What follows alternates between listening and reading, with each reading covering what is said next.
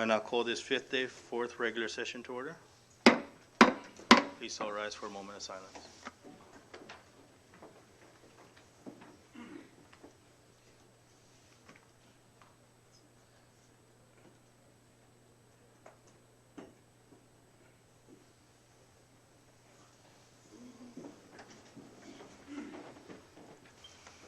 Good morning again, members. To our viewing public, there are members in the audience. We apologize for the delay of today's session. With that being said, clerk, please call the roll. Mr. Speaker, Present. Representative Babalta, Presente. Representative Benavente, Yeah. Representative Blanco, Present. Representative Borja, Yeah. Representative Camacho, Gaya. Representative Castro, Gaya. Representative De Leon Guerrero, Representative Flores, Present. Representative Guerrero, Stiga. Representative Vitabus, Representative Lizama, Present. Representative Manglonia, Present. Representative Mariquita, Representative Peter, Here. Representative Probes, Representative Cristina Sablan, Representative John Paul Sablan, Yes, to get. Representative Villa Gomez, Representative Yumo, Present. Representative Cristina Sablan, Representative Villa Gomez,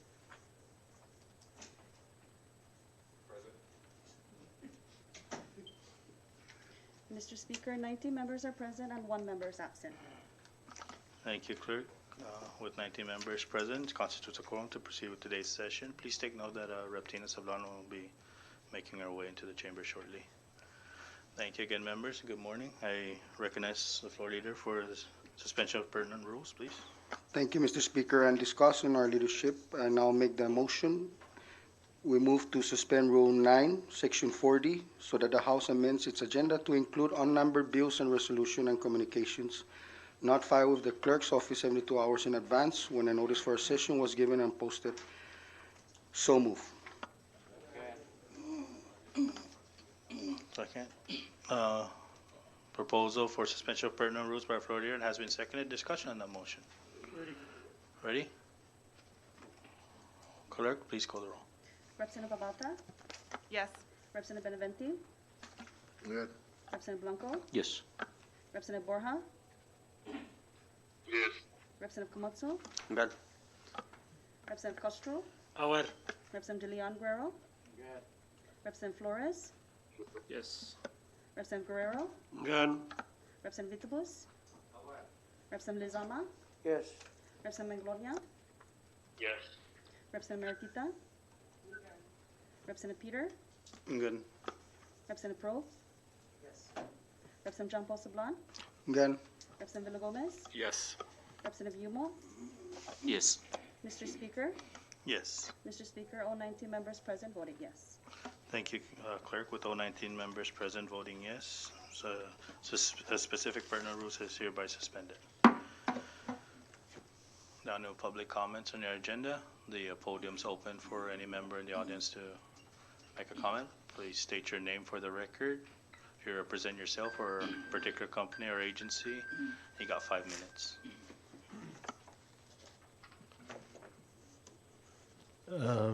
Good morning, Mr. Speaker and honorable members. Guaho si Mariano Taitano. I'm a retiree. Gaigizo para may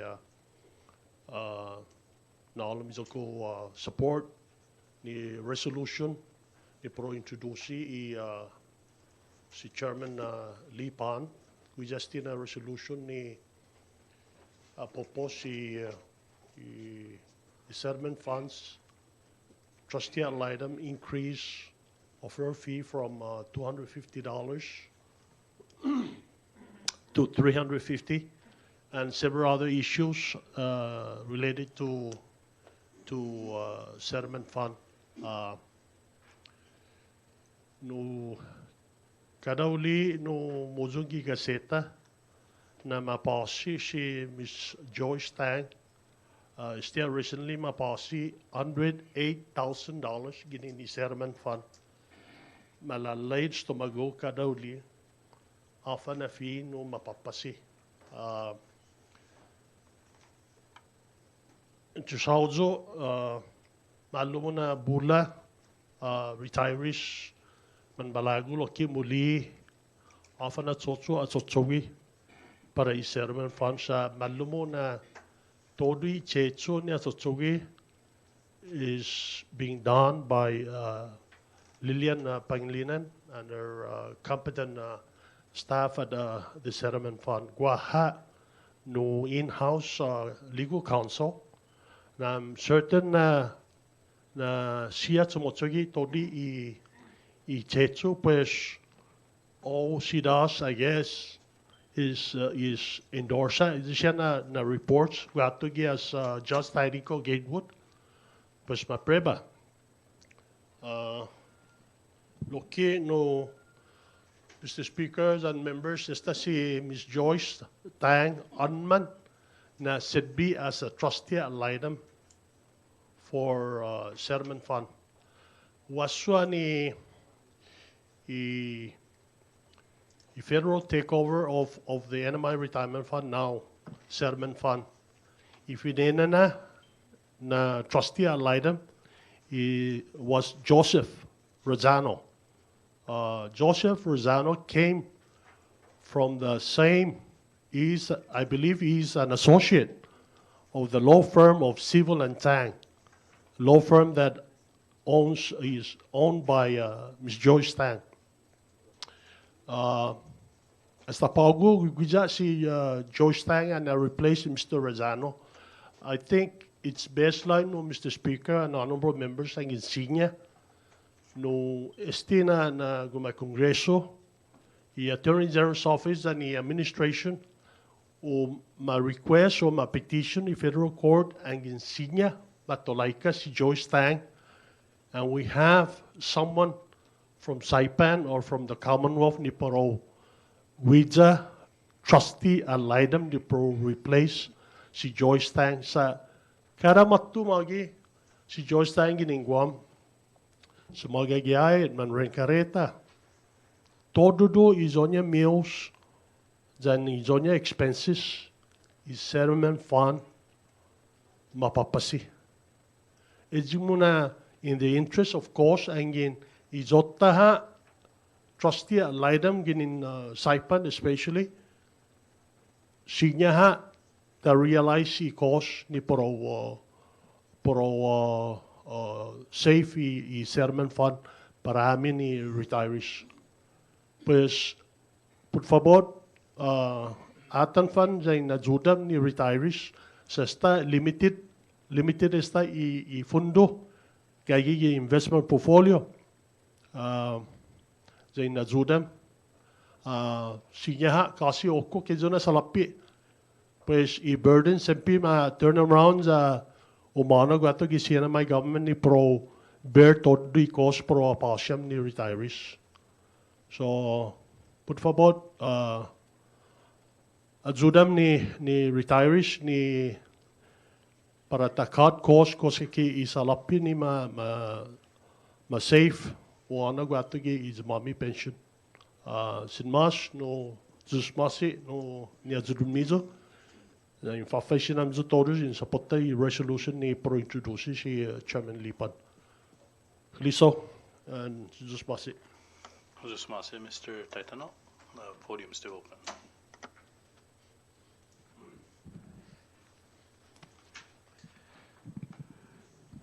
Good morning, Mr. Speaker and members of this honorable body. My name is Jose Simofnes. I'm with the CNMI Customs Service. I'm here, Mr. Speaker and members, to speak on our support, to show our support or extend our support to House Bill 121.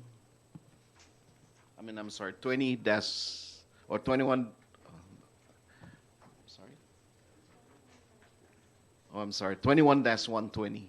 I want to extend also my appreciation, or take this opportunity to extend my appreciation to the Chairman of Ways and Means Committee, Chairman of Ways and Means, Mr. Congressman Blanco, and all the committee members for giving us that opportunity to appear before the committee to express our concerns and also make recommendations on the bill.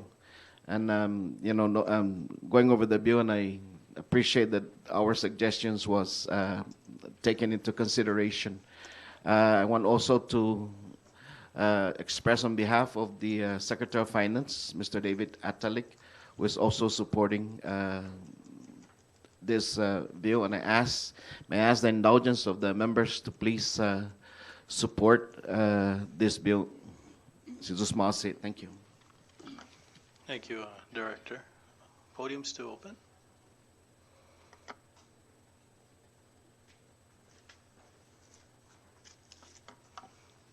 None? All right, moving on. We have no journals for adoption. Introduction of bills. I recognize Representative L.J. Castro.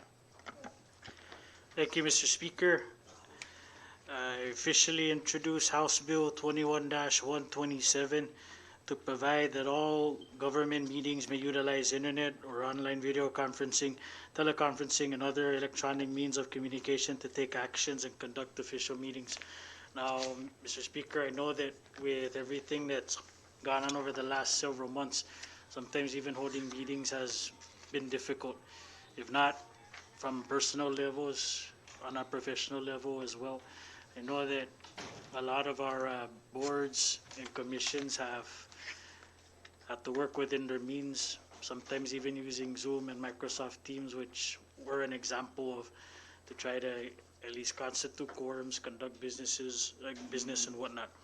So this bill aims at allowing that to be an option, not just for certain bodies, but for all government departments, agencies, boards, and commissions. Introduced by myself and open to any and all co-sponsors. Thank you, Mr. Speaker. Thank you, Rep. Castro. You still have the floor. And if there's no objection from the members, I'd like to ask if this bill can be placed on today's bill calendar. Thank you. Without any objections, I recognize the floor leader, please. Thank you, Mr. Speaker. And with the indulgence of the members and without any objections, but before we place House Bill number 21-127 in today's bill calendar, I now make a motion that we suspend Rule 9, Section 8, referrals of bills and resolution, so that we can place House Bill number 21-127 on the bill calendar. So move. Motion has been presented by the floor leader to suspend specific rules and has been seconded. Discussion on the motion. Ready? Ready? All those in favor, please say aye. Those opposed, please say nay. Motion carries. Thank you, floor leader. Thank you, Rep. Castro, and I recognize Representative Lipon, please. Thank you, Mr. Speaker. This is to officially introduce House Bill 21-128 to temporarily suspend the provision of 4 CMC Section 2159 for the 2021 fiscal year, introduced by myself and welcome other members. Mr. Speaker, I know that there's some technical minor on the bill and with the clerk to make the necessary changes if there's no objection. Likewise, Mr. Speaker, if there's no objection, I'd like to place this bill on calendar. So move. Thank you, Representative Lipon. Before I recognize the floor leader for that motion, can you just elaborate to the members this specific legislation and the intent? With the intent of the legislation, Mr. Speaker, we see the hot money for MVA continue to go down in roughly about 60%. This money was to allow the first, second, and third senatorial district to enhance their respective senatorial district. Public Laws 20-17 increased the amount from 400 to 900, given the respective senatorial district 300,000 respectively. Back in March 14, 2019, I requested from the respective honorable mayor for a report on how this money was being spent. Mr. Speaker, the only mayors that submitted was the first senatorial district, Mayor Adan, which provided a report from the previous mayor and our third senatorial district. To date, MVA has yet to receive any report from the second senatorial district as to how this money has been exhausted. This money is actually to develop and enhance their respective senatorial district, but MVA has been doing that for mere fact, and I'm kind of concerned in how this money has been spent at their respective senatorial district. Our third senatorial district mayor illustrated how the funds were maximized to clean up and beautify Saipan itself, and I have to applaud our mayor for using this money wisely. To date, MVA has yet to remit to this respective senatorial district their allocated share of 300,000 because there's no money. Finance has yet to provide additional resources. There's still 7.7 million of the HUD money for FY19 and FY20 that remains to be remitted to MVA, which is our only industry to promote the cinema. We need to be mindful that we need to give money to MVA to promote the cinema when we do reopen from this pandemic. So with that, Mr. Speaker, I hope that members support the intent of this legislation. This is just to temporarily suspend this for the year 2021. It would start from October 1st, 2020 to September 30, 2021. Until such time, MVA does receive its allocated HUD money. With that, thank you, Mr. Speaker. Thank you, Representative Lipon. And now recognize Rep. Tina Sablan under the. Thank you, Mr. Speaker, and thank you, Chairman Lipon, for explaining the intention of the bill. This is the first time that I'm seeing it or hearing that it's an issue, but my concern, also as a member on the Ways and Means Committee, is that this is the same pot of money that the Senate is proposing to suspend in the concurrent resolution. Am I right? In their amendments to the concurrent resolution, and I'm wondering if this would be a matter best addressed in our budget process, since it would only be effective anyway for fiscal year 2021 if we pass it. I'm not sure, and also if there are errors, technical or otherwise, in this bill, I would be very hesitant to rush to pass it when we are still in the middle of a budget process and we have 8 days to address all of our different budget issues rather than through piecemeal legislation. At least at this point, I would strongly urge that we do that instead. And that's all. I'm not ready to place this on calendar and rush to vote. I would like more information, and I also would like some clarification about how this impacts the hotel occupancy tax that is also under some, what would the word be, impacts, I guess, already in our budget process. So that's all. I would urge that we not place this on calendar, but I do think that Congressman Lipon's concerns can and should be addressed in our ongoing budget process. Thank you. Thank you, Rep. Tina Sablan. Rep. Lipon? Thank you, Mr. Speaker. I do understand the concern of Rep. Sablan. Apparently, this House commemorative resolution that the Senate submitted is a substitution. I do understand that they removed the earmark on that aspect, but we have yet to see the appendix to this House commemorative resolution. Where's this HUD money is going to? Whether they did remove it, I don't know. It's just because of the submission of the substitute Senate Substitute 1. It's not embedded in this Senate Substitute 1, but how did they took this money and where did they place it? That's the question. None of us have any clue because we have yet to see the appendix to this budget. But Again, Mr. Speaker, this is money that was given to the respective senatorial district. To me, it's an alarming that if such is given back to them, how are they going to spend it? How is MVA going to give them this money if MVA is not allocated any funding? How much is the Senate willing to provide MVA?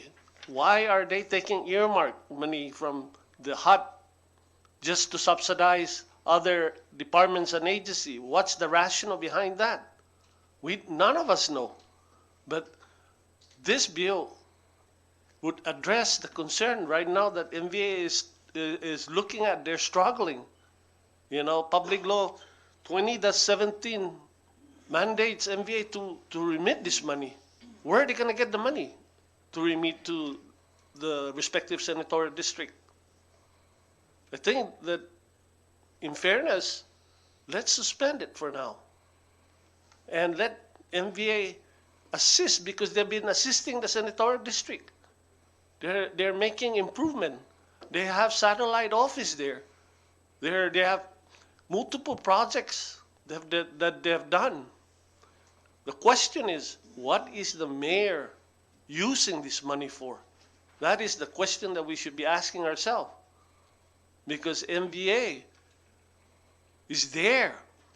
MVA had made major improvement to the respective senatorial district. So let's be mindful of MVA. So I highly request that we place this on calendar and act on it. Thank you, Mr. Speaker. Thank you, Rep. Lipon. And members, we can act on this legislation anyway, so we place it on calendar. If there's additional information that can be provided, Representative Lipon, I respectfully ask you to, and urge you that you provide the members with additional information, should you have any. Any further, oh, sorry, Rep. Tina Sablan. We haven't even made the motion yet for. Right, but before we make the motion, Mr. Speaker, if the majority intends to place this on the calendar, then I would urge that at the very least, that our committee, the Ways and Means Committee, Chairman Blanco, at least make an effort to get reports from the municipalities, from the mayors of Saipan, Tinian, and Rota about how these funds have been applied, so that we have more information and we can make a sound decision. Thank you. Thank you. Thank you, Rep. Tina Sablan. Floor Leader for the proper motion. Thank you, Mr. Speaker. And again, I now make the motion to suspend Rule 9, Section 8, referrals of bills and resolutions, so that we place House Bill number 21-128 on today's bill calendar. So move.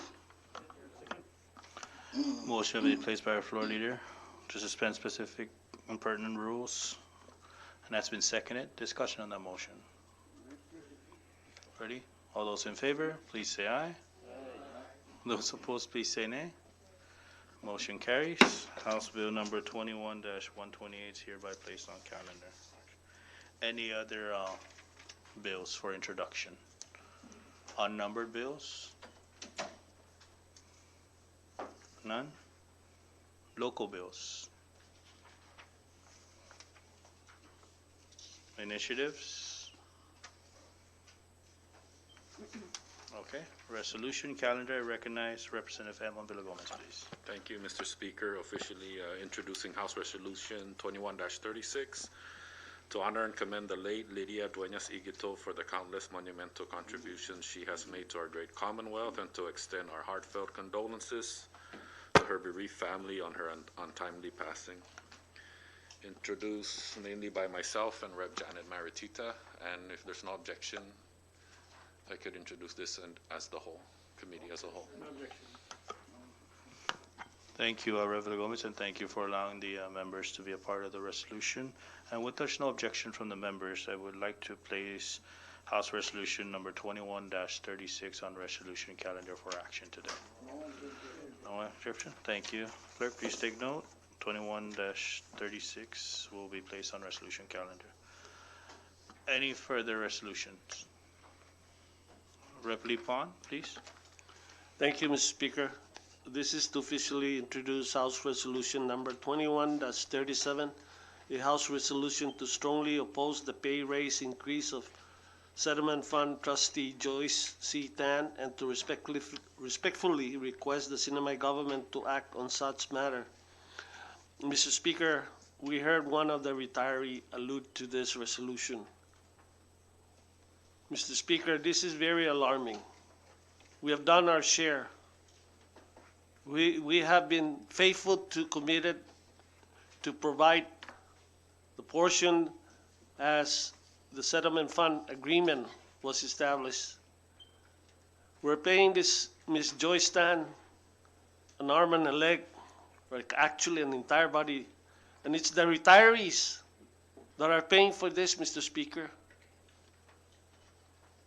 Iritiraw, Mr. Speaker, mapapasisti si Ms. Joyce Tan. Kuman mudora dan non mudora, taja, abogado gini sinya mapunta. Gef na mamalosti. Sa istigi magi ni masusedi tigwam. Isti na palan mafatu magi. No tiusaga ge Sun Palace, ihayat malagot niya. Todo mapasisidi. Gini agalatsa mapasi 108 mit ni silbisyon niya. Janggin ta pega papa 2.5 oras lagi dia para manaitay news. No itetso empleado retirement fund sumutsogwi. Janggin ilelenga na po asisti retiraw pues usaga gi sa ipan. Uano magi umuvgi. Takilenga si judge magistrate tiding ko na ista debi no manasua. Wahag ini ti dinadan sino Mr. Speaker.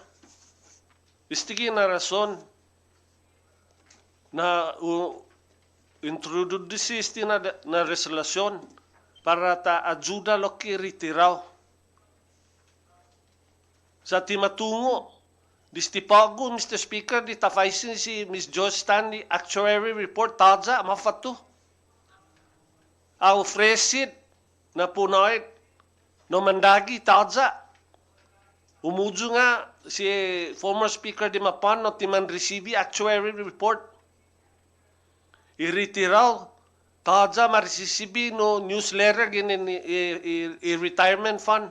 Obligasyon niya no informe iritiraw siya. Kwanto na sa lapis ta finatinas niya. Iling si tiding ko Gates na maudli ki stock market. Iyon ang rason na debe no maksa sudon niya sento. O? Zamungay iritiraw fan maksa. Presiso niya na maksa tinapalan hadzigi.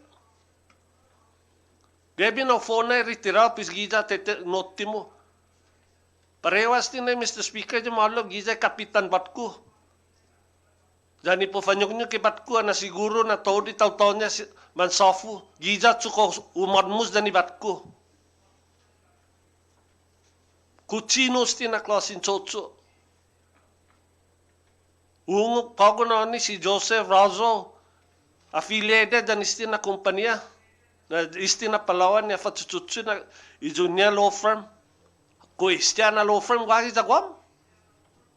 Ko taja law firm gini loki.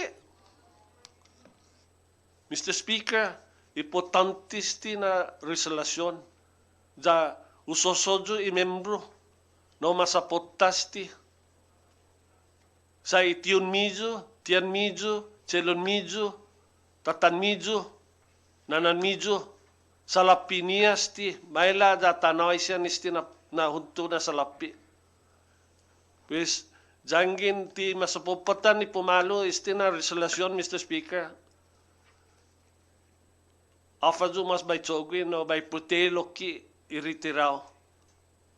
Sa basta dyo masangan na titapapasi siya. Sige naman masangan na timan mapapasi siya ni 25%. Istigi ni kaigi sek igasto sa manafofonas ti manai. Manafonas ti napalan mapasi kiritiraw. Pues Mr. Speaker, dan membro usoso danjo dangin timan masamjo malago in sapotas ti na resolution.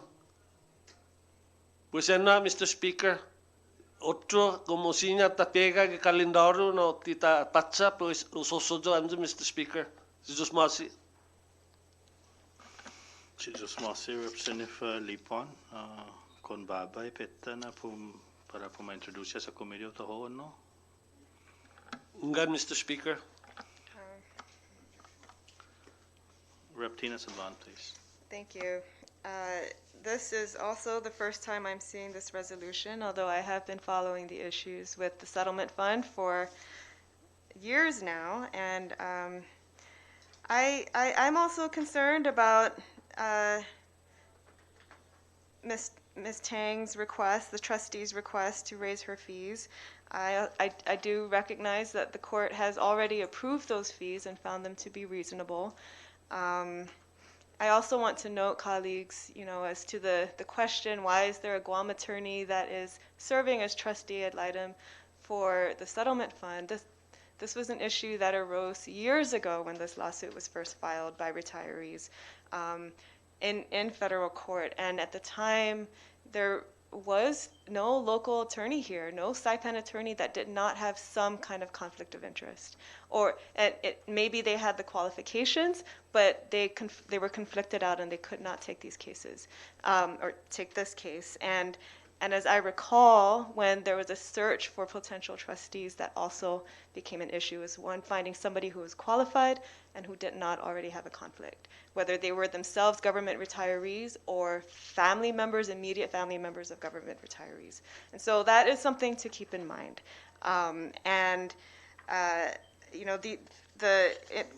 The fee increase has already been approved. I would be really wary of appearing to interject too much politics in court proceedings. And then further, there are some provisions in this resolution that I think are misunderstandings of facts. And for example, on page 3,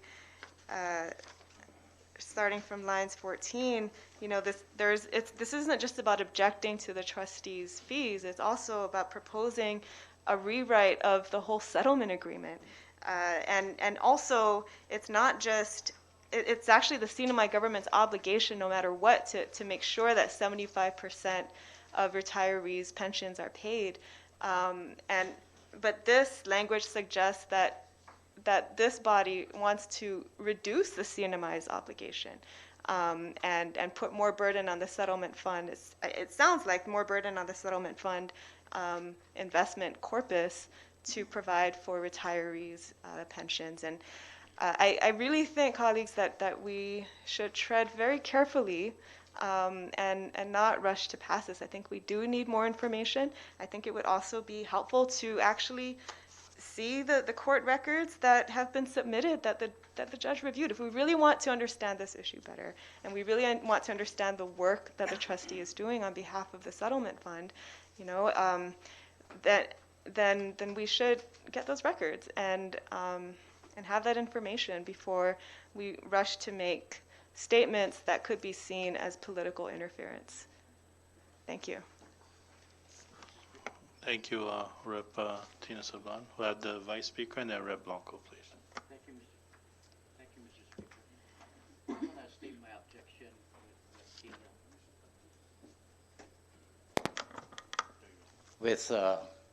I want to state my objection with Rep. Tina's statement that we are putting politics in the courts. I think, in my opinion, there's no politics. It's all about matter of what is right. So that is my statement about objecting to that split statement made by Rep. Tina Sablan. Thank you. Thank you. Thank you, Vice Speaker. Rep. Blanco and then Rep. Maritita, please. Thank you very much, Speaker. I'd like to direct members' attention to page 4, line 3, on the resolution 2137. If I may read it, Mr. Speaker and member. State your point of order. supposed to debate or, on such resolution as On we the place it, but resolution, I guess for now, as Rep. Lipon has introduced it, now the motion is to place it on, No. so can you repeat the motion? There's and no motion yet. No motion yet. We're just discussing our But the Isn't discussions it the discussion should be on the as we resolution place- calendar. You're Right. absolutely right, but there's So- no motion. But right now, we're discussing it, and so I just I thought do. I'd point that out. Thank you, Rep. Martita. Rep. Blanco, do you yield, or do you want to continue? I wasn't sure what I'm yielding to. Okay, Well, so you still have we're- the floor. You have Okay, the so floor. we're still under discussion before we place the motion? Yes. Is that correct, Mr. Speaker? Yes. Okay, so line 3, page 4, it says, "It has been brought to our attention that our retirees..." Privilege, Mr. Speaker. State your privilege. I agree with Rep. Martita. This is just for introduction purposes, Mr. Speaker. Yes. We're alluding to, and, my statement is clarification of the resolution. That's about it. Seems Yes. like members are alluding, and I don't likely take it that this is politics. There's no politics in here. It's so embarrassing na, Mr. Speaker, pumasangan na mampolitika ka dit. Ani pataka klaba i gobyerno jigi politikat. No isti politikat, isti proteksyon. Pues mala data introduci ja istay imamailan na tempo ni ta debate isti na resolution. Enwa sa tada politikat gini isti resolution o protetehi iritiraw. Dat ti kuma bulat ti kumumprerendi. Ti jawa di na lengat ti faktu. Ijat sumangan ujung. Tigwaw sumangan, gija sumangan. Pues David na wata na fasasangan loki. Sin mas, si Diyos masi. Si just want to say, Rep. Blanco, my apologies. Thank you very much, Mr. Speaker. My statement was actually in support of this resolution, so I'm going to go ahead. Yes, is that okay? All right, so, Please, before I make the proper motion for it. okay, so, Mr. Speaker, I will await until we entertain this on the calendar. Thank you. Okay. Without objection from the members to place House Resolution 21-37 on the resolution calendar, not for action. No objection. No objection. Thank you, members. Clerk, please take note, 21-37, placed on calendar, not for action today. Any further on the resolution calendars? Oh, Rep. Castro, please. Thank you, Mr. Speaker. Introducing the following unnumbered resolution, a House resolution posthumously honoring the life and legacy of the late Reverend Monsignor David Ignacio Arceo Quitagua, honorary prelate of His Holiness, introduced by myself, and welcome any and all co-sponsors. Thank you. Would it be possible, you're okay to do committee of the whole? There's no objection from the members? Objection? Thank you. Thank you, Rep. Castro. But there no objection from the members to place House Resolution, Rep. Martita, objection on? Not so much an objection, Mr. Speaker, but as I was going through the resolution, I wasn't sure whether the author has get the facts, because based on what I was reading on the resolution, I think there's some facts of the late Monsignor Quitagua that was omitted. And so with that, and that is just my objection. Okay. I wanted that resolution to be, just the truth of what he does in the CNMI as well. Thank Okay, you. what he did. Okay, so when we get the opportunity to act on that, on the under resolution calendar, will be the opportunity for the members to make the additional changes. So with that being said, any objection from the members that we place that specific resolution 21-38 on resolution calendar, not for action? 2138 is hereby placed on resolution calendar and not for action. Thank you, members. Any further on the resolution calendar? None? Joint resolutions? Commemorative resolutions? Okay, messages from the governor. Clerk, please. Mr. Speaker, under item 6, we have 2 items. Messages from the governor, Governor's Communication 21-159 and 21-160. Thank you, clerk. Discussion under governor's messages from the governor. None? Senate Communications, I recognize the floor leader.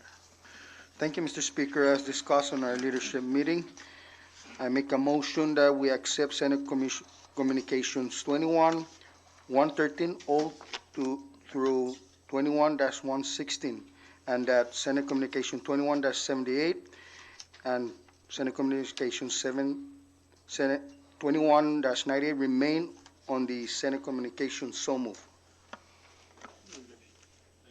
Thank you, floor leader. A motion by floor leader to accept specific Senate communication has been made and has been seconded. Discussion on that motion. Representative Tina Sablan, please.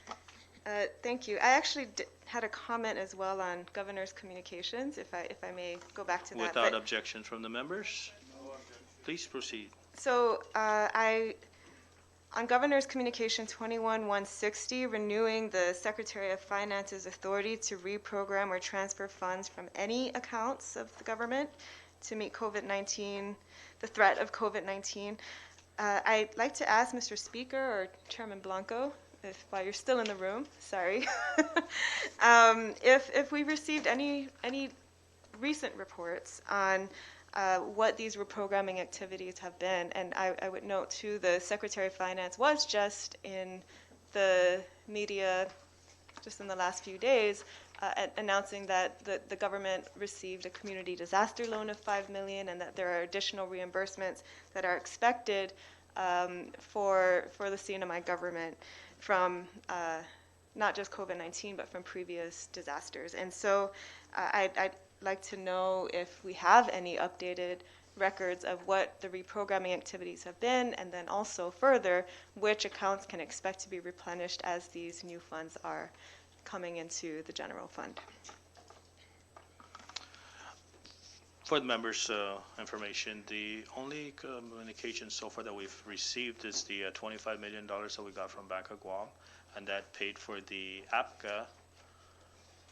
This, I think it was 16.0 or $17.2 million, and then a portion of that was utilized to pay the 3 pay periods for the retirees, which is April 15, April 30, and May 15. And the remaining funds from that was put to the payment of the central government's 2020 cost to the settlement fund, which is the $41 million that's owed to the settlement fund in this current fiscal year. In regards to the $5 million from FEMA, we have not received any information yet on that, but like as all the information that's ever crossed my desk, every single member will get a copy of that. I'm sure that our office had transmitted everything to the clerk, and the clerk's transmitted everything to all the members that we have readily available in our office. Maybe it's not reflective in today's communication, but it's going to your offices. And if we get any further information in regards to our debt service and any other obligations that we've paid or any transfer of funds, we will notify the members, as I always do from my office. Sure, thank you, and I do appreciate that, Mr. Speaker. I would suggest that we go a step further and ask the Secretary of Finance for a report of all the different reprogramming activities that have happened. The governor has renewed this emergency authority month after month after month since COVID began, and as we are seeing new funds coming in through reimbursements or loans for that matter, I think this body should be aware of which accounts are getting replenished as a result. So that's my comment on that communication. And then on the Senate communications that we are leaving on calendar, may I just ask of the leadership, what is our timeline for acting on these Senate amendments? I'm particularly concerned about passing House Bill 2111 as amended by the Senate. This is a critical piece of legislation. It's one that comes up at literally every single casino commission meeting that they have. It would do a lot to enhance their enforcement authority as well as the transparency provisions that apply to the licensee. And I do recognize that there are some concerns about the Senate's amendments to the SNILES authority, as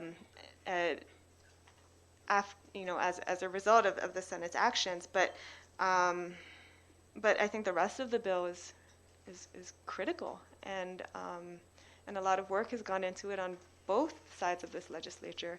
So I'd like to ask, is there any timeline for us acting on this? This could be the closest that the legislature has ever gotten to enacting this legislation that the Casino Commission has sought for years now. So I'd like to pose that question if there is. Sure, that's not a problem. An Back answer. to Thank you.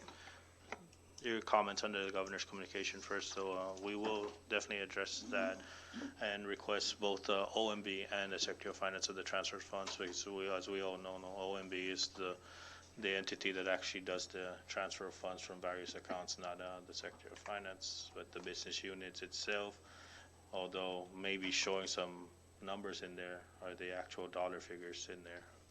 So with the Senate communication that you're under 2178, we will be acting on that legislation, members. And yes, it's been a long overdue legislation. We worked on it since the 19th legislature. I believe Rep. Edmund Villagomez were members of those specific committees over the last 4 years, and we did a lot of work on that legislation.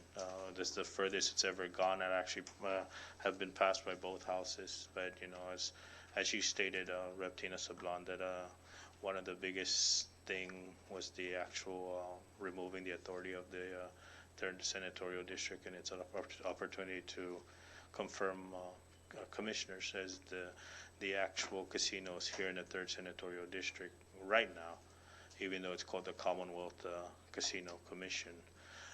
But we'll definitely address that issue, and we'll make sure that our chairman of our delegation is very satisfied in making sure that we get that provision addressed on some later legislation, and we'll be sharing that with the members. So with that, thank you, members. We're still under Senate communications, and motion has been to accept the specific Senate communications. Discussion on that. Ready? All those in favor, please say aye. All those opposed, please say nay. Motion carries. So Senate Communication 21-115, regards to House Concurrent Resolution number 21-2 SS1 is placed on resolution calendar. House Communications, clerk, please. Mr. Speaker, under item 8, House Communications, we have House Communication 21-147 through 21-151. Thank you, clerk. Discussion under House Communications. Ready? We have none for the judicial. Communication from departments and agencies, clerk, please. Mr. Speaker, under item 10, Communications from Department and Agencies, we have 3 items. Department and Agency Communication 2162, 63, and 64. Thank you, clerk. Discussion on communications from departments and agencies. Ready? Miscellaneous communications, we have none. Reports of standing committees, I recognize the floor leader. Thank you, Mr. Speaker. And under item 12, reports of standing committee, we only have one, and that is Standing Committee Report 21-61, reporting on House Bill number 21-120, entitled to amend 1 CMC subsections 1401D to increase revenue by properly taxing tobacco products. Your House Committee on Ways and Means recommends the House pass the bill in the form of House Bill number 21-120, House Draft 1. I move for its adoption. Thank you, clerk. Thank you, floor leader. A motion has been placed by our floor leader for the adoption of Standing Committee Report number 21-61, reporting on House Bill 21-120, and has been seconded. Discussion on the motion. Ready? All those in favor, please say aye. Those opposed, please say nay. Motion carries. Thank you, members. We have none under Special Conference Committee, none under unfinished business. Under resolution calendar, I recognize the floor leader, please. Thank you, Mr. Speaker. Under our resolution calendar, we have two for action on today's order of business. And first is House Resolution number 21-36, a House resolution to honor and commend the late Lydia Duenas Igito for the countless monumental contributions she has made to our great Commonwealth and to extend our heartfelt condolences to her bereaved family on her untimely passing. I move for its adoption. Thank you, floor leader. A motion is in place for the adoption of House Resolution number 21-36 by our floor leader and has been seconded. Discussion on the motion. Rep. Joel Camacho, please. Thank you, Mr. Speaker. I'd just like to thank the author of the resolution. Lydia was very dear to our precinct 4. So thank you for that. Really well, thank you, Mr. Speaker. Thank you, Rep. Camacho. Any further discussion? Ready? All those in favor, please say aye. All those opposed, please say nay. Motion carries. House Resolution number 21-36 is hereby adopted. Thank you again, members. Floor leader, please. Thank you, Mr. Speaker. Last on our resolution calendar is House Commemorative Resolution number 21-2, Senate Substitute 1, a House concurrent resolution to approve revenues and resources of the Commonwealth of the Northern Mariana Islands as identified pursuant to Article 3, Section 9A of the Constitution, as amended, and 1 CMC Division 7 for fiscal year 2021, beginning October 1st, 2020, and ending on September 30, 2021. I move for its adoption.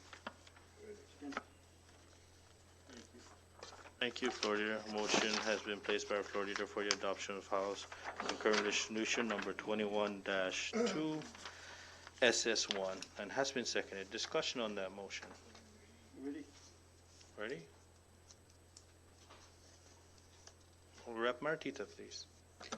Mr. Speaker, may I ask our legal counsel or the chairman of Ways and Means to expound further before we act on this bill or concurrent House resolution?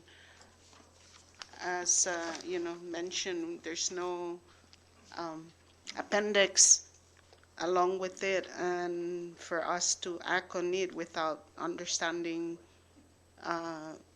where and where each funds were allocated to and so forth. So I would, for the sake of everyone here, I would appreciate if the chairman of Ways and Means or the House Legal Counsel can expound on such a Thank you, Rep. Martita. I recognize the chairman of Ways and Means. Thank you very much, Speaker and Chairwoman Maratita.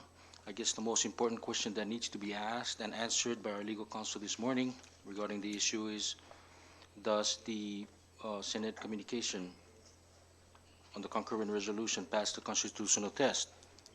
And number one, that the governor identifies the revenue expenditures for fiscal year 21. And number two, can the Senate suspend earmarks? Mr. Speaker, may I respectfully pass on the floor to the legal counsel. So you're passing the buck to the council. Go ahead, counsel.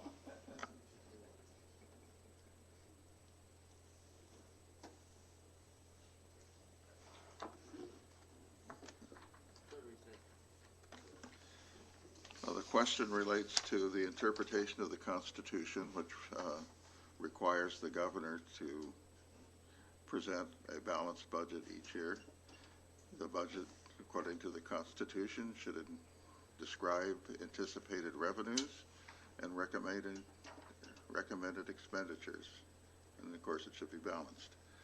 The Senate has taken the position that the proposed anticipated revenue is the number that is shown on the concurrent resolution, both both the original resolution and the Senate draft as the total identified budgetary resources for fiscal year 2021. On the amended Senate draft resolution, that's on page 2, line 11, and it's page 2, line 11 of the original concurrent resolution. And that's the number that's identified as $144,415,554. And the Senate is saying that's the number that identifies the anticipated revenues, and that one is the one that is not to be changed, that the bottom number can be changed. That's the position the Senate is taking. Rep. Blanco, you still have the floor. Well, so just historical background, the House Concurrent Resolution 21-2, when we passed it and sent it to the Senate, we identified available resources at $82.6 million. The current House Concurrent Resolution 21-2 Senate substitute currently identifies available resources at $96.4 million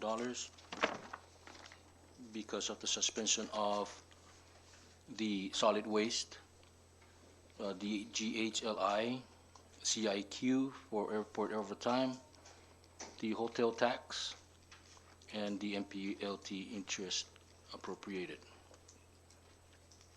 Thank you, Mr. Speaker. Okay, thank you, Rep. Blanco. I recognize Representative Sheila Labalta, please. Thank you, Mr. Speaker. So House Concurrent Resolution 21-2 SS1 that we are acting on today. If we pass this, we are agreeing to suspend the following earmarks. According to Rep. Blanco, I'm just going to go ahead and expand on that for the viewing public. That's 7% excise tax to solid waste at 1.9 million, earmarks to group health life insurance at approximately 6 million, the CIQ reimbursement for airport overtime at 260,000, MVA hotel tax at 4.7 million, the MPLT interest at 818,000, and that totals approximately 13.8 million for us to freely allocate, given the PSS 25%, right? So an earmark means that these funds are set aside by law for programs and agencies that circumvent the merit-based or competitive allocation process. By suspending these earmarks, we are agreeing to free up these funds and allocate as we agree on the budget bill. Since 25% of that will go to PSS, which is around 4 million, that will leave about 9 million to be allocated by the House and Senate. So of course, I have concerns about the agencies that depend on these funds, the programs, the projects, and most especially the personnel, the people who are funded under these earmarks. The group health life insurance, solid waste management, funding, and how that will impact EPA. I too have concerns about that. However, Speaker and colleagues, I too am also realistic about the budget bill and that we have 7 days to pass a balanced budget. I support this concurrent resolution.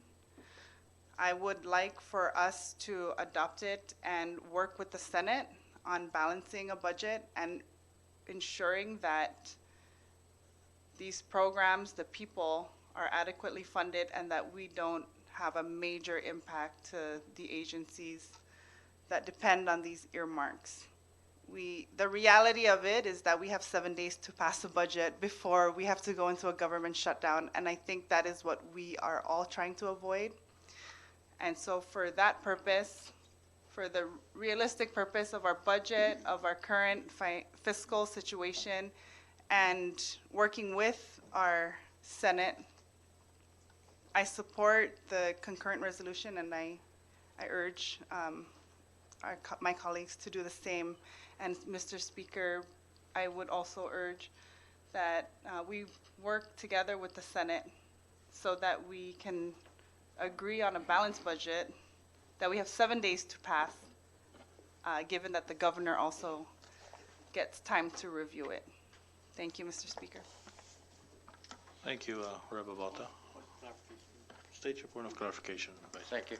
And I heard that Rep. Sheila supports House Concurrent Resolution 21-2. This is 21-2 Senate Substitute 1. So just to clarify, thank you. And that is the version that Rep. Abalta is referring to, correct? Thank you. Yes, and I did refer to it as House Concurrent Resolution 21-2 SS1. Okay. Thank you. Thank you. Thank you, Rep. Abalta. Rep. Maratita and then Rep. Benavente, please.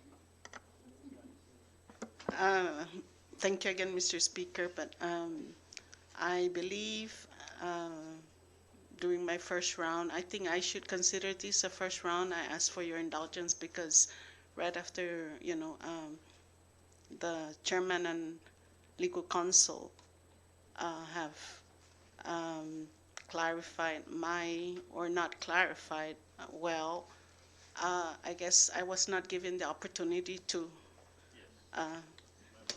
be still on the floor. So with that said, I like again to make the following discussion. I want to make sure that I cannot support on such resolution because I want to know where are these funds going to be allocated. There's no attachment and whatever hearsay. There's no black and white here saying that 3.5 million are going to PSS, which is awesome, I think. What about the remaining 10 million? Where is it going to be? We're just going to pass this as it is without, knowing where these figures are. These are just hearsay. Where is the appendix for this? I think passing this right now is like passing it for the sake to avert government shutdown. For God's sake, we all want to avert that. None of us here wants a government shutdown, but we must do our work diligently and do it right. It's not because we don't want, to avoid, we have to avoid shutdown. If there's going to be a shutdown, so be it. Let's correct what's on our desk right now. We cannot say we have to pass this just to avoid shutdown. We all want to avert, shutdown. Nobody wants. But do we have to pass this just because to avoid shutdown and not knowing where are all these funds going to be allocated? I do understand that it's going to go to 25% of the roughly 10 million is going to go to PSS. Great. What about the rest? That's all, Mr. Speaker. Thank you. Thank you, Rep. Maratita. And yes, that should be considered your first round, and I apologize for not recognizing you right away. Rep. Benavente and then Rep. Lipon. Yeah, thank you, Mr. Speaker, for the opportunity, and to the members. I'm looking at this in a different angle, and I know this thing was introduced in a lump. They lump it as a package, and my concern as a committee, as a chairman for the Committee on Education, I am very much in support of the bill of assuring the challenges and the issues that's surrounding our community, our public school system. This thing reflects even in the home front. It affects even in the home front with our kids. So with that said, I just want to make assurance that this bill, that I would support this lump package that was given by the Senate, although I know that we have to come back and come to a meeting ground and sit on the table again and check the aggregate figures of how they arrive to a certain amount on all the different distributions of funds. That's all, Mr. Speaker. Thank you. Thank you, Rep. Benavitti. Rep. Lipon for the first round. Si Jus Masino, Mr. Speaker. Justin na malum, Mr. Speaker. Ang ginti dyan tauto karno ito na boka malan sa tananalo tati so karno. Justin na malum no, Mr. Speaker, ni tay sabut isti na concurrent resolution. Man manoid magi para kalaniji mambatsidit dan man mudoruit dati tatunga fata sotsogwe. Kana 2 meses na tempo disti ni tapasas ti na commemorative resolution tinaka tempo ni po fattu tatti jani mattu tatti tekspekta no gaigi eji malub no dadalaknya no man manaida ni litratu no taigi anu natan ni litratu tazon lili gizaji blang na litratu taja no litratu lili Tita tungo, tumamano, ni matsulis ti siya earmark, hafan na rason ni pumanasetbi. Basya mo no matugya, di diya nanod na, tengkya inli sabot niya. Zangin, tada sabot niya, gipresenti un lili, pues imamala ni kaigi sabot niya, no. Tamano patasadbay, no.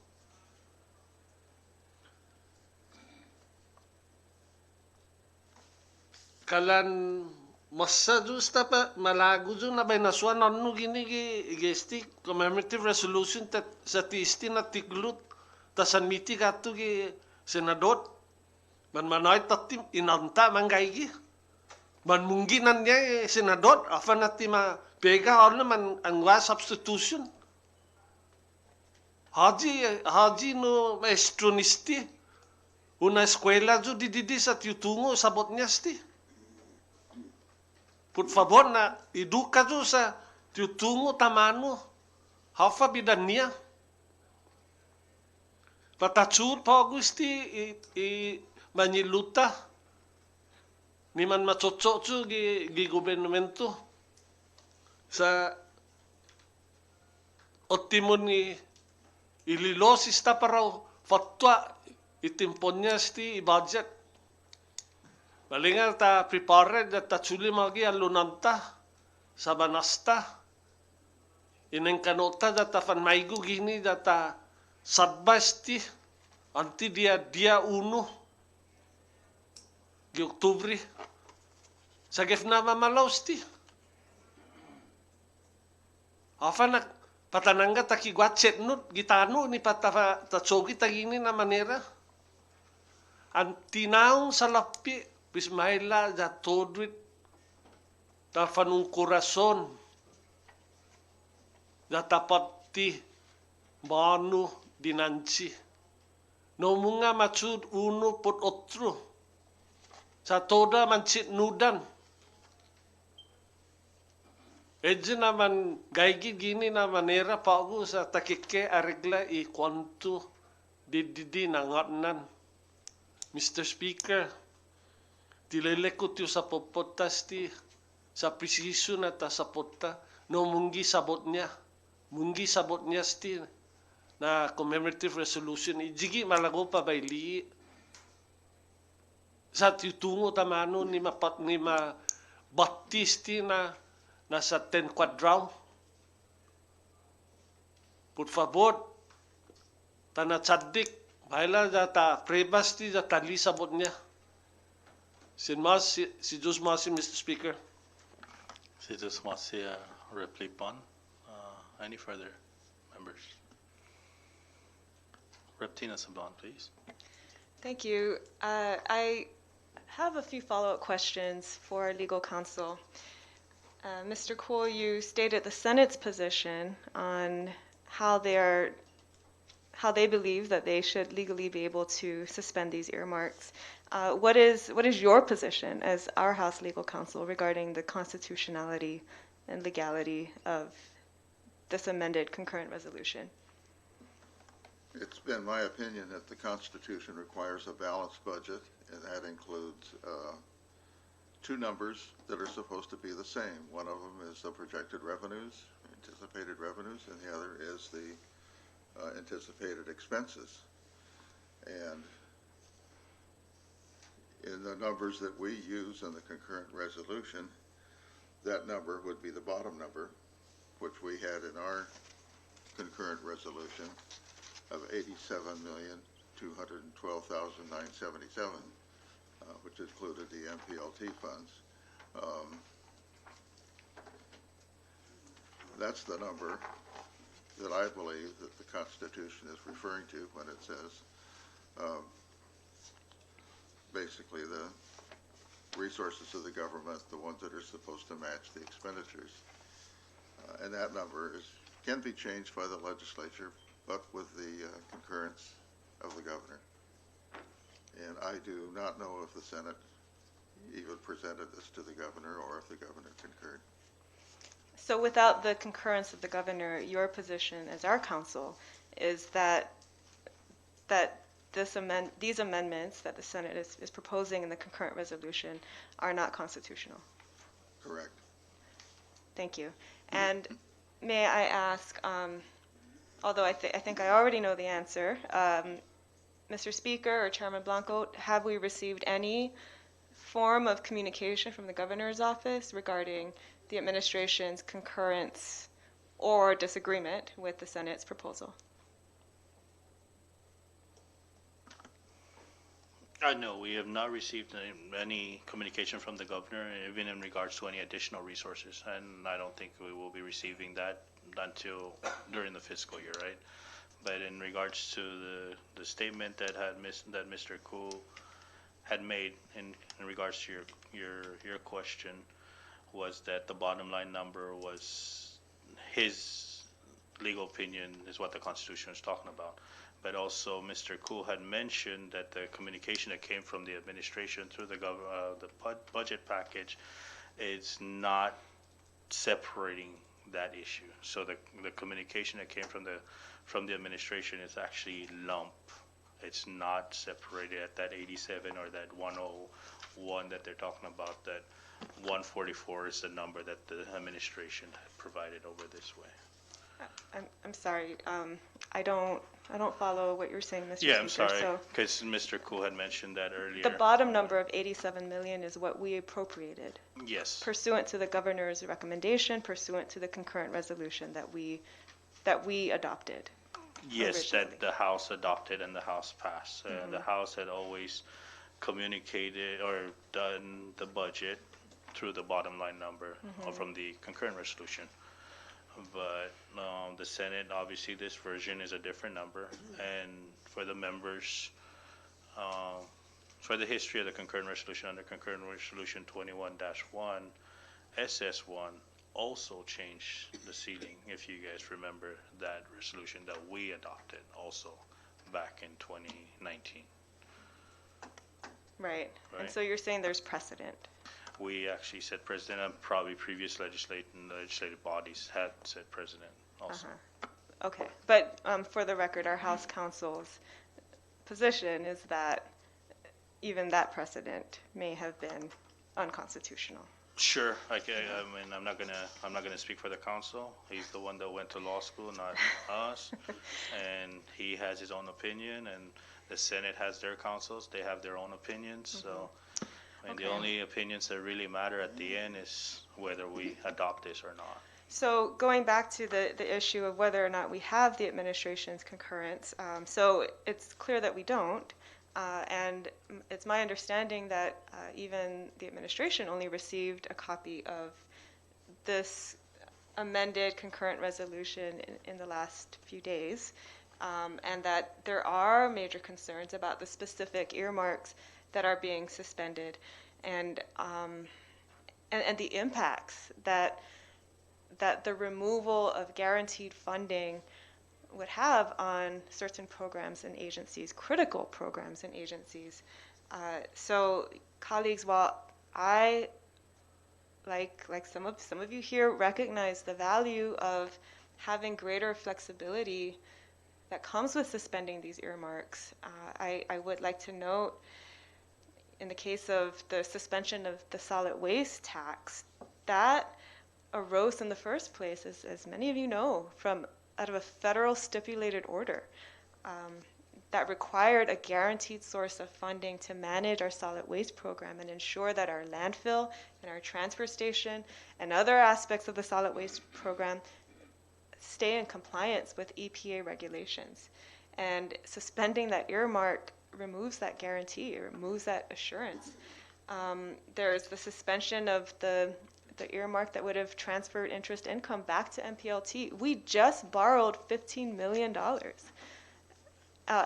for disaster-related expenditures. And yes, there is a contractual obligation of the government to cover that no matter what, and we should make absolutely certain, whatever the outcome is in this budget process, that obligation is met. But removing that from the concurrent resolution raises questions about, what is the commitment of this body to meet that obligation? Suspending GHLI, $6 million for the health and life insurance of our government employees. Do we really want to mess with that? That's about half, almost half, of the total amount that would be suspended under these Senate amendments to the concurrent resolution. And then for MVA, as Congressman Lee Pon made very clear, abundantly clear with his new bill today, they're already on a tight budget. And they're still owed millions from the general fund, not just for 2020, but also for 2019. And so what message does this send to remove that guaranteed funding source, even for MVA? I'm honestly torn, colleagues. I recognize the value of arguments on both sides, and that the fact that we should even find ourselves a week before the end of the fiscal year facing a government shutdown, not even close to passing a budget, is just frankly appalling. And it comes at a time when the absolute last thing that our people need is a government shutdown and more instability. And so I recognize that we need to get to the next step. We need to pass a budget. We need to work with the Senate. But I think we also need, as Congresswoman Maratita said, to do our due diligence and do this right and follow the Constitution and to the best of our abilities. And this, what I'm seeing here, unfortunately, is it feels like brinkmanship. And what I hope is that however we vote on this concurrent resolution, that we will find ourselves in conference with our Senate counterparts. And Mr. Speaker, I would strongly urge that there be a bipartisan effort to work with our Senate counterparts to make sure that if this resolution passes, that we make sure that we are returning funds to the critical agencies and programs that need them. But as I see it now, without the concurrence of the administration, without even the concurrence of MPLT, and without any feedback from any of the agencies that would be impacted by these suspensions, I frankly think it's too risky to proceed with suspending these earmarks without really knowing, without even having a draft of the Senate budget to know how exactly this newly freed up money is going to be distributed. We know that in the end, no matter what, these other obligations will most likely anyway be negatively impacted. So I'm torn. I'm honestly torn, and I would like to hear from our other colleagues on where they stand on this before we vote. Thank you. Thank you, Representative Salon. Rep. Blanco, did you? Well, thank you very much, Mr. Speaker. Well, this is not taking you to your second round because there was a question posted to yourself also. All right, thank you. So, if I may redirect towards our council, just correct me if I'm wrong, council. The total identified budgetary resources for FY 2021 is 144,415,554, correct? Correct. In the governor's letter, he refers to it as estimated gross budgetary resources. And the planned expenses for FY 21 is at 144,415,554, correct? Or at least that's the plan. It would be if you included earmarks as part of the appropriation. However, the definition of the earmark is that it's excluded from the general fund and not available for appropriation. So the Senate concurrent substitute version, did they change that number, 144,415,554? No, they didn't change that number. Thank you, Council. Thank you, Mr. Speaker. Thank you, Albert Blanco. Any further?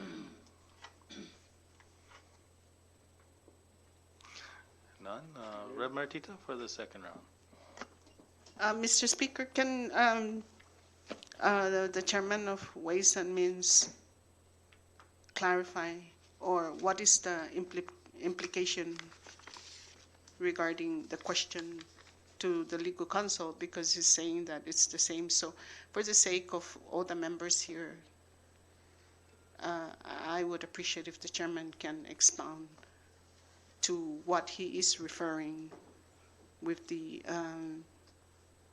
on page 2, line 11, with the figures.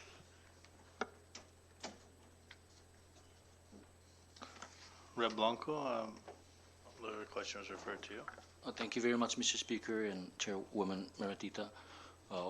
What I was alluding to was that the governor, by his constitutional powers, identified the budgetary resources for FY 2021 at 144,415,554, and our legal counsel concurred with that.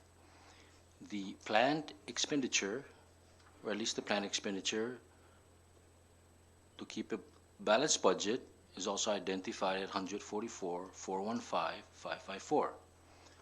My question to the legal counsel was that the Senate substitute, did it change from that number? His answer is no, because it remains at 144,415,554. I hope that clarifies your question, Chairwoman.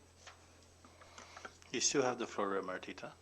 So does that mean that there's nothing wrong with House Concurrent Resolution 21-2 SS1? Are we in line with the Constitution?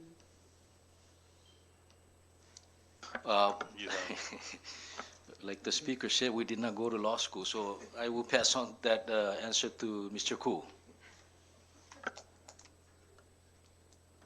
Due to the change in the use of the language by the governor and using the term gross budgetary resources, he is giving room to the Senate or anybody else to argue that the top number, which includes the earmarks, is the number that the Constitution refers to when it mentions the gross resources. Now, the Department of Finance doesn't use that terminology. When the Department of Finance sent these numbers over to the governor, they referred to that 144 million number as estimated gross resources, not budgetary resources. By using the term budgetary, the governor is implying that those are the funds that are available for appropriation, because that's what we're looking at is an appropriation. So that's the justification for the Senate's interpretation, that as long as you don't change the 144, you can change any of the numbers below it.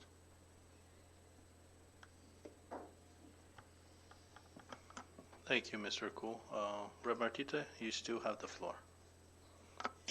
Excuse me, Mr. Speaker. So, Council, so with that said, Council, what's your opinion on, are we in line with the Senate?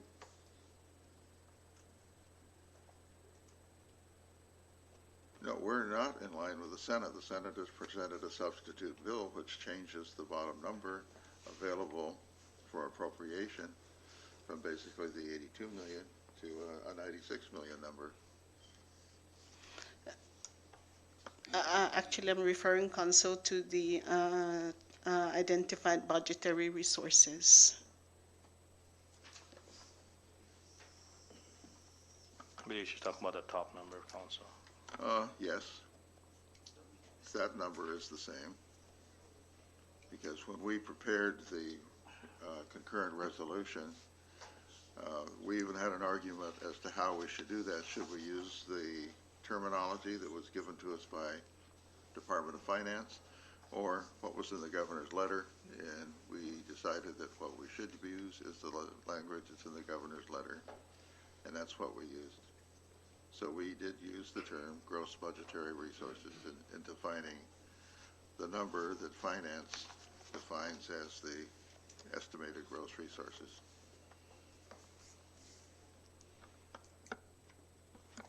Thank you, Council. Thank you, Speaker. Thank you, Martita. Vice Speaker, please. Thank you, Mr. Speaker. During our deliberation of the concurrent resolution 21-2 substitute, Senate Substitute 1, either way, if we reject or accept, the question is the force of action of this particular substitute. What is pending? Step 2. Fourth is the actual budget. That would show the changes from these earmarks. And from our discussion earlier this morning, that is the force of action that we can act. In other words, we can put in, we can change it and reinstate what was it originally, or change whatever amendment that the Senate had amended to take away earmarks from the solid waste revolving funds. It's very critical. PSS is critical. A lot of other departments and agencies are critical. So what you can contemplate that what the Senate had done, or probably continue to do, while we're continue to argue about this substitute of the concurrent resolution, we still have the power of force once we received their actual amendment to the actual fiscal year 21 budget bill. I wanted to reinforce that, Mr. Speaker, and that's what we did discuss. Answer, it doesn't really matter. You can reject, accept. I'm accepting it. That's my position. When it gets to the House, that's when we get down on the floor, dirty, and start to fix what was unintentionally made by the Senate. Mr. Speaker, I yield for now. Thank you, Vice Speaker. Rep. Lipon, please. Thank you, Mr. Speaker. Council, I heard you said that the numbers below the 144415554 can change. So Public Law 18-64, Public Law 21-3, we're not in violation of that? Not if the actual Appropriation Act, which we have not seen, suspends those earmarks. So we don't know that those earmarks have been suspended yet because we haven't seen the appropriation bill. Because we haven't seen the appendix, right? We haven't seen the appropriation bill that would suspend those earmarks. Well, this is only the concurrent resolution that identifies the bottom number available for appropriation. So, How so, it was arrived at, so, we don't know. so why, council, can they not remove Public Law 20-33? If they're so gung-ho about giving more money to PSS or CHCC? I don't understand. You can remove the solid waste and MPLT interest, but when it came to the settlement fund, we can't remove it. Can you All explain? this resolution does, it says, assuming that these earmarks are suspended, this is the dollar amount that we have available for appropriation, 96,476,000. Assuming that they're suspended, this does not suspend them. They are going to be suspended, if they're going to be suspended, in the appropriation bill, and we haven't seen the Senate's version of that bill. So that means we need to wait for the actual budget. Is that what you're trying to allude to? Well, we need to get the actual budget in order to adopt it, because that is where the suspensions are going to take place. This resolution doesn't suspend any earmark. It just says that if these earmarks are not there, this is the dollars that you have available for appropriation. It doesn't tell us how the group health and life premiums is going, $6 million of the premiums that are due to Aetna are going to be paid. So That's going to be in the appropriation bill. why don't the Senate just identify budget resources for fiscal year 2021 at 144 and go down to the grand total and just say 144 as well? And then we'll act on the budget, I think. Yes, they could. Then in the budget itself, then we would make an appropriate provision for an appropriation for the bond payments and the settlement fund payment. They would be separate line items in the appropriation bill itself, rather than the Appropriation Act right now, based on what the Senate proposes in the way of suspending earmarks. The actual appropriation bill will not suspend the earmarks for group health and life and overtime and solid waste fund. Thank you, Mr. Speaker. Thank you, Rep. Lipan. Can we take a 3-minute recess, members?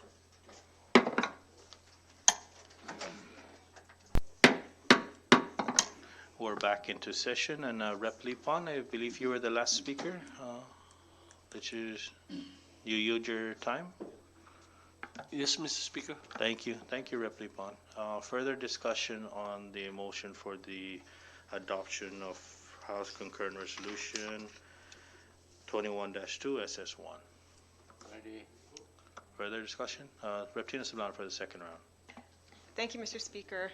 I would like further clarification from our legal counsel, just so that we can better understand the legal issues as well as our options at this point. So I'm looking now at Article 3, Section 9A of the Constitution. And counsel, if you could just walk us through this. So the governor shall submit to the legislature a proposed annual balanced budget for the following fiscal year. The proposed balanced budget shall describe the anticipated revenues of the Commonwealth and recommend expenditures of Commonwealth funds. So that's directly from the Constitution. And counsel, what has happened in this case, the governor submitted a proposed annual balanced budget. Anticipated revenues were at the $144 million level. Is that correct, counsel? That's the gross budgetary resources? Using the governor's terminology, that's what he used it in his letter. He used gross budgetary resources. The Department of Finance in their communication did not use budgetary resources. They used gross resources. Okay. And if you go back and you look at the tables, what they're talking about is general fund revenues available for appropriation. And that number is not the same as the estimated gross revenue, nor the governor's gross budgetary resources. That's the one on the bottom that's after earmarks, because the earmarked funds don't go into the general fund and are not available for appropriation. Therefore, they should not be included as part of the budgetary resources. However, they are. And to compensate for that, what the governor does in his calculation is he gives the gross number, and then he backs out the earmarks that shouldn't have been there in the first place. So the actual number that represents the funds available for appropriation is the bottom number, the 82 million. 87 million. 87, including Okay. MPLT, or the, yeah, Okay. public land. Okay, and so you're saying that those numbers should match for a balanced budget. The anticipated revenues of 87 million should match with the governor's recommended expenditures of 87 million. And again, going back to what the Constitution actually says, the anticipated revenues may not be increased by the legislature without the consent of the governor. And that's where the problem is, correct? Correct. Okay. But if we were to go ahead and accept the Senate's amendments, and then in conference or in some kind of collaborative process with the legislature, with the Senate,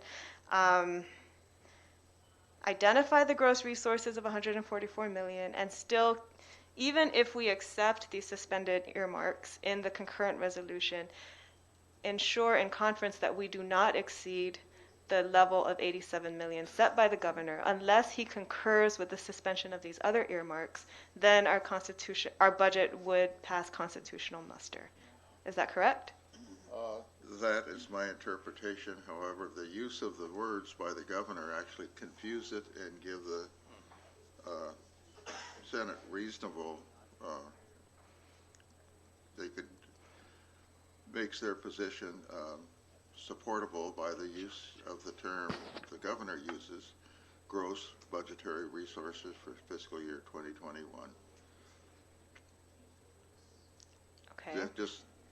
The terminology he uses indicates that that is the number, or that's talked about in the Constitution, being the anticipated resources of the Commonwealth, and to match the recommended expenditures in order to make the budget balanced. But in order to do that, you have to include the earmarks as part of the appropriation. That's your position, right? Yeah. So Okay. by the use of the words that the governor has used, he's given an opportunity to argue that the budgetary resources, because that's the word he uses, are the 144 million. Okay. But in the governor's original budget proposal to us, and actually in his revised budget proposal, he did propose to suspend certain earmarks, specifically the statutory earmarks in Public Laws 1505, 1454, 1338, and 1864. So that was like a concurrence, right, that we accepted in our version of the budget and was reflected also in the concurrent resolution. So if the governor were later in this process to notify the legislature that he concurs with the suspension of these earmarks, then we actually could appropriate these funds at the 97 million level, correct? Correct. Okay. And if he does not incur, he will line item veto of sufficient funds to bring it down to the 87 million. Okay. All right. Thank you for clarifying that. I think also just as a pragmatic matter, we do need to move forward in this budget process, and we need to meet with the Senate as soon as possible to work out a balanced budget that is constitutional. Thank you. Thank you, Rep. Tina Sablan. Any further discussion? No. Rep. Sheila for the second round. Thank you, Mr. Speaker, and thank you, Rep. Sablan, for asking those questions and making that clarification. That's been very helpful. I too agree that we need to know where the funds will be allocated. And I too agree that we all do not want a government shutdown. No paydays, paying bills late, the federal programs and all the federal funding that our government and our people are relying on right now. What will a government shutdown do to that? How will it impact our community right now? We have to pass a budget in 7 days, and we must deliberate on the budget first. And so this concurrent resolution just allows us to get to step 2, like Rep. De Leon Guerrero stated. And we can do our work there. We can meet with the Senate and do our work there and ensure that these programs and these agencies are not massively negatively impacted. And so, Mr. Speaker, with that, I'm ready to vote on the concurrent resolution, and I urge my colleagues to support it as well. Thank you. Thank you, Rep. Babalta. Any further?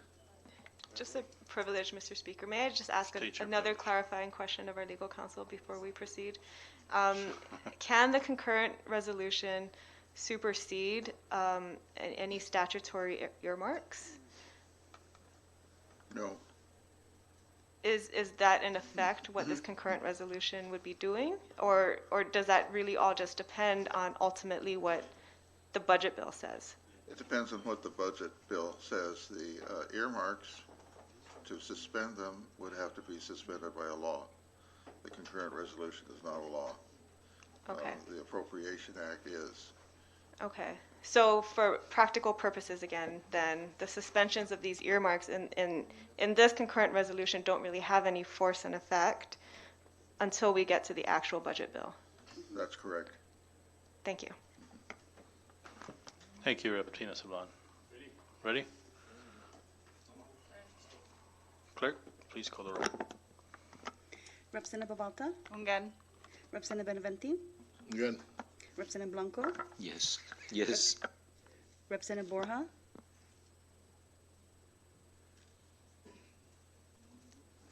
Representative Komatsu, Ungan. Representative Castro, Ungan. Representative De Leon Guerrero, Good. Representative Flores, Yes. Representative Guerrero, Good. Representative Vitabus, Aware. Representative Lizama, Yes. Representative Manglonia, Yes. Representative Maritita, Representative Peter, Ungan. Representative Probes, Representative Christina Sablan, Yes.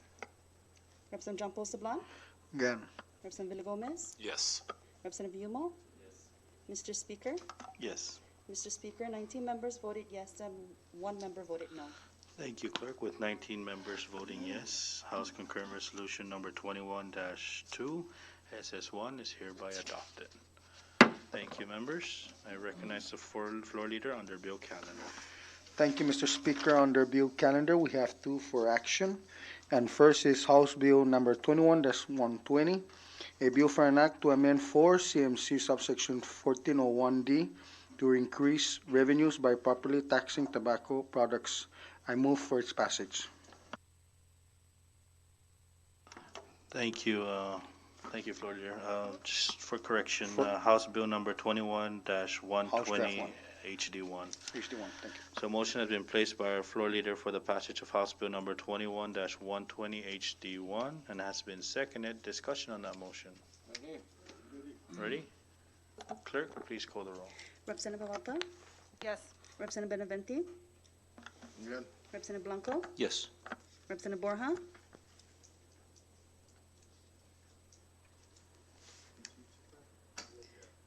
Representative Komatsu, Ungan.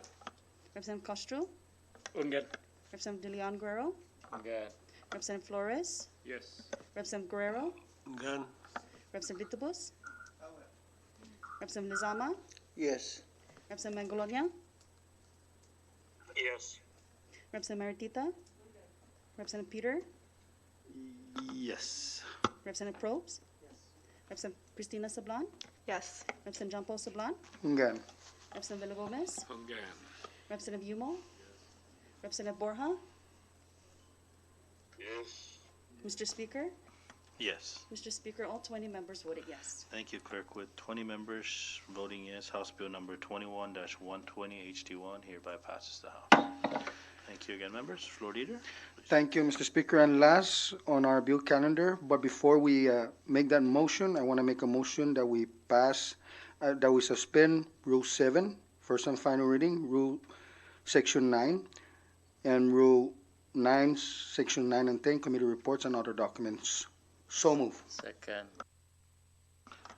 Thank you, Floor Leader. A motion has been presented by our Floor Leader to suspend pertinent rules and has been seconded. Discussion on that motion.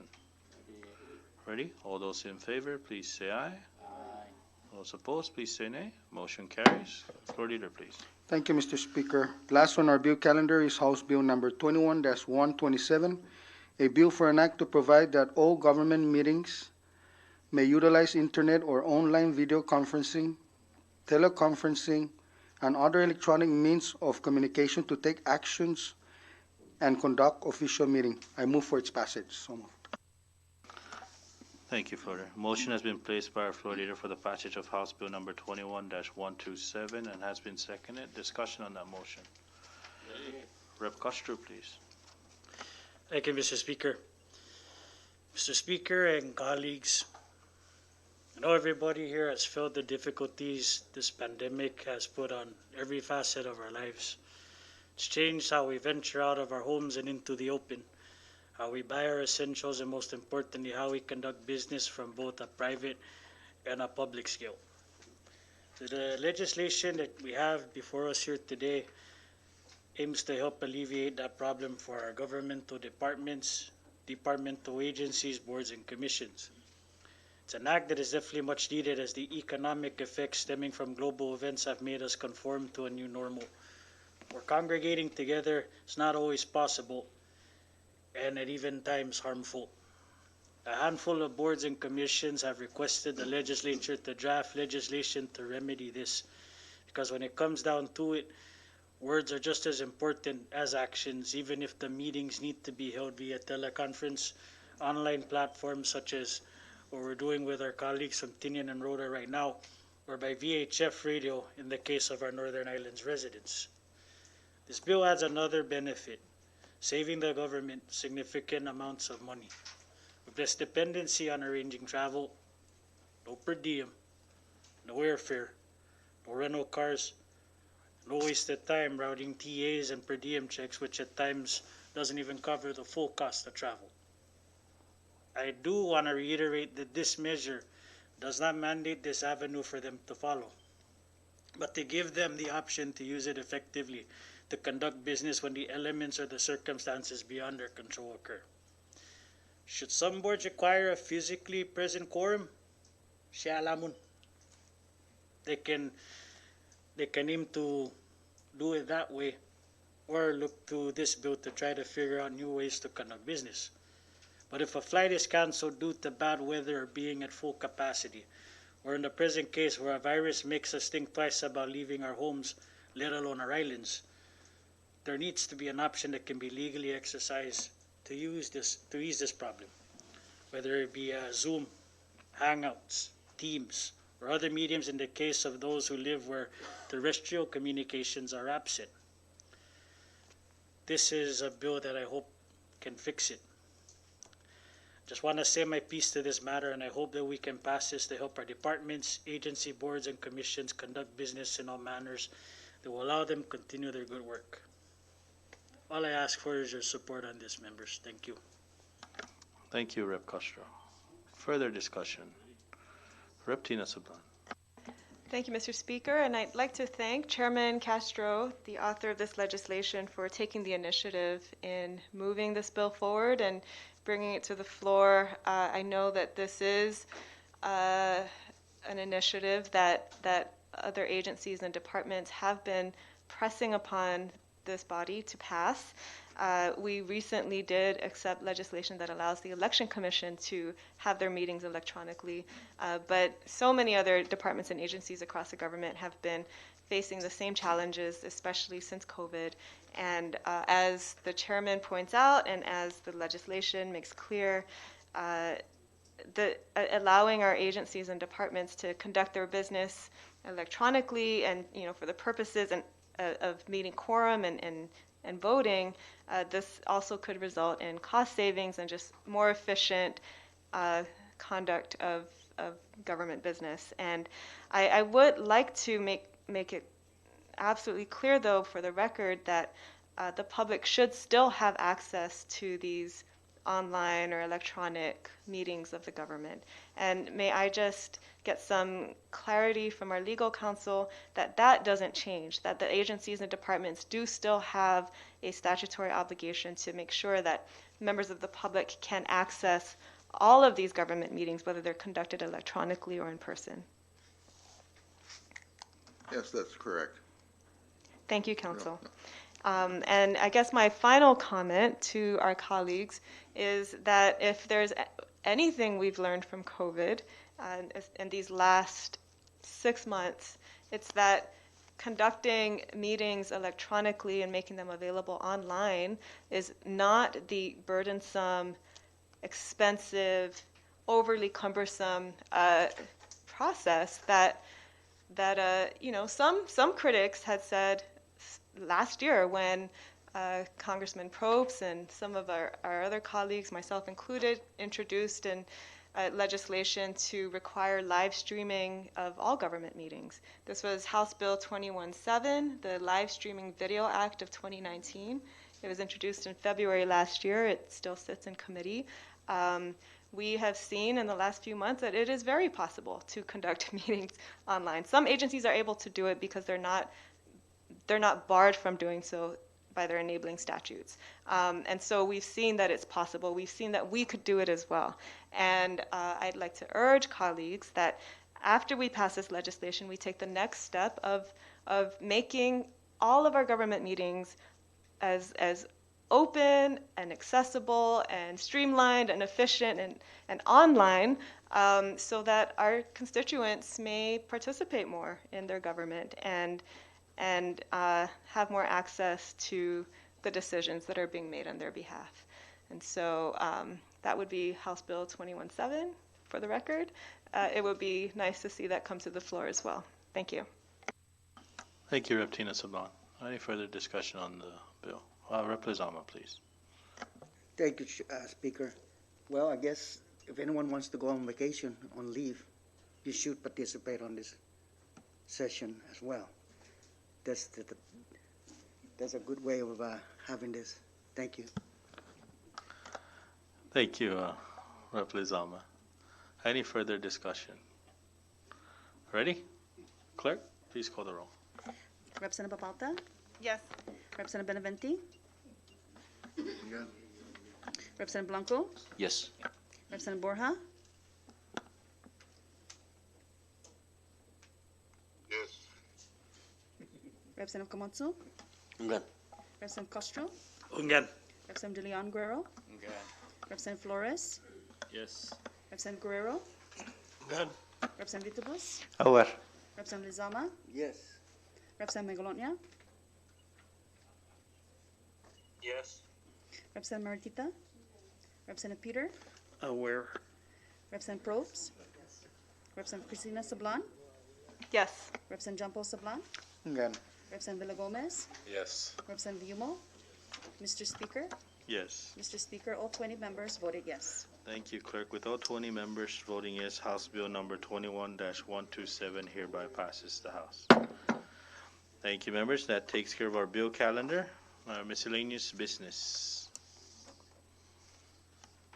Ready? Nobody? Announcements? Okay. Floor leader? for Thank the you, proper Mr. motion. Speaker. At this time, I make a motion that we adjourn, subject to today's call of order. Thank you. So moved. Thank you, Floor Leader. Motion for adjournment has been placed by our Floor Leader and has been seconded. Discussion on that motion. All those in favor, please say aye. Those opposed, please say nay. Motion carries. Thank you, members, and have a great afternoon. Stay safe.